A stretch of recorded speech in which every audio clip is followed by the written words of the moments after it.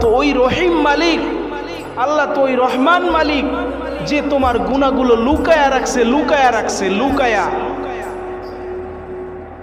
যেই সমস্ত মানুষ তোমায় দেখলে সালাম দেয়, সম্মান করে, ওই মানুষগুলোর সামনে যদি তোমার গুনাহগুলো আল্লাহ খুলে দিত, তাহলে তোমায় সালাম দূরে থাক, ফুলের তোড়া থাক, তোমায় জুতার মালা দিত। ঠিক কিনা? বান্দা তো রহমান মালিক বলে, বান্দা তোর গুনাহগুলো আমি লুকায়া রাখছি, লুকায়া। আর সেই জন্যই তুই সম্মান নিয়ে বাঁচতে আসো, সম্মান নিয়ে দুনিয়ায় থাকতেছ। একবারের জন্য চিন্তা করেন যে কেমন মালিক, যে কিনা আপনার সব দোষ ত্রুটিগুলোকে লুকিয়ে রাখছে, মানে গোপন করে রেখেছে। কেমন?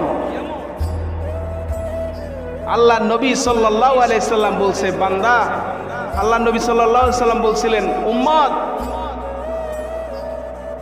যে তোমাদের গুনাহ আমি সহ্য করতে পারবো না, কিয়ামতের মাঠে তোমাদের গুনাহ থাক, এটা আমি সহ্য করতে পারবো না। আল্লাহ তাআলা বলছিলেন, নবী দোস্ত, আপনার উম্মতের একটা গুনাহ আপনার সামনে আমি প্রকাশ করব না। সুবহানাল্লাহ বলেন।